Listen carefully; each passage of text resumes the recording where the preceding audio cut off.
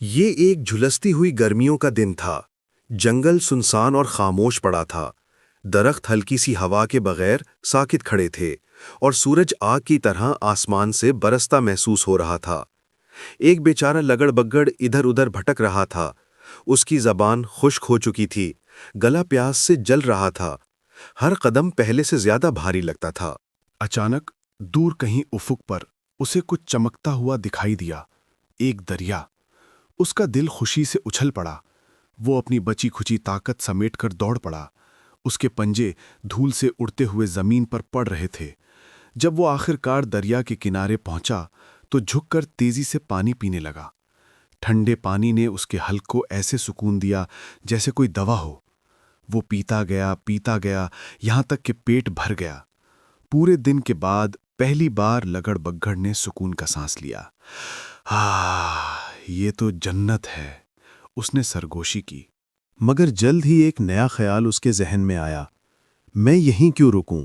ابھی بھی گرمی اور میل محسوس ہو رہی ہے۔ اگر میں دریا کے بیچ نہا لوں تو خود کو تازہ اور طاقتور محسوس کروں گا۔ یہ خیال اسے بہت اچھا لگا، مگر اسے یہ معلوم نہیں تھا کہ دریا کتنا گہرا ہے۔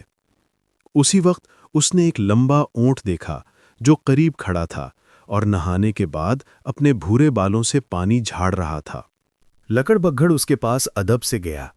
بھائی اونٹ، اس نے مؤدبانہ انداز میں پوچھا، بتاؤ کیا یہ دریا گہرا ہے؟ اگر میں اندر چلا جاؤں تو ڈوب تو نہیں جاؤں گا نا؟ اونٹ نے مسکرا کر اپنے بڑے دانت دکھائے۔ گہرا؟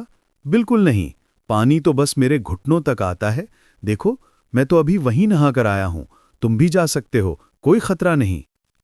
لکڑ بگھڑ نے اونٹ کی بات پر بھروسہ کیا اور جوش میں آ کر سیدھا دریا کے بیچ چھلانگ لگا دی۔ مگر چند ہی لمحوں میں چھپاک، گھڑ گھڑ، وہ ڈوبنے لگا۔ پانی نے اسے سر تک نگل لیا۔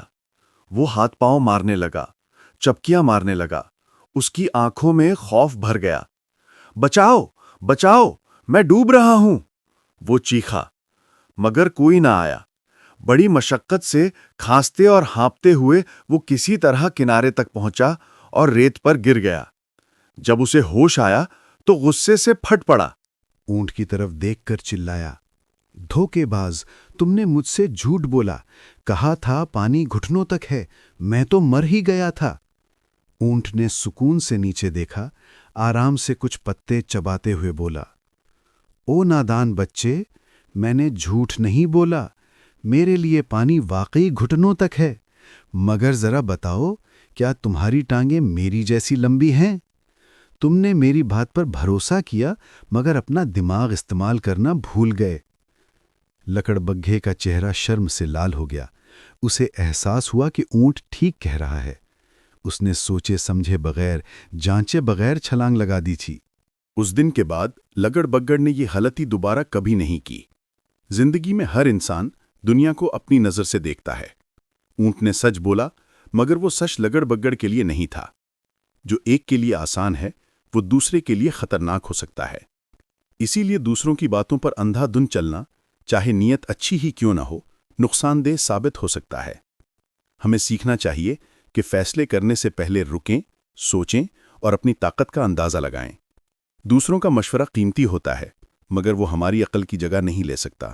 دانائی یہ ہے کہ ہم دوسروں کو سنیں مگر فیصلہ خود سمجھداری سے کریں، کیونکہ آخر میں ہمیں آگے بڑھانے والی ٹانگیں کسی اور کی نہیں، ہماری اپنی ہوتی ہیں۔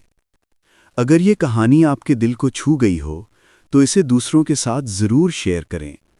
مزید سبق آموز کہانیوں کے لیے سبسکرائب کریں، اور اگر آپ اس سبق سے متفق ہیں تو کامنٹ میں ایگری لکھیں۔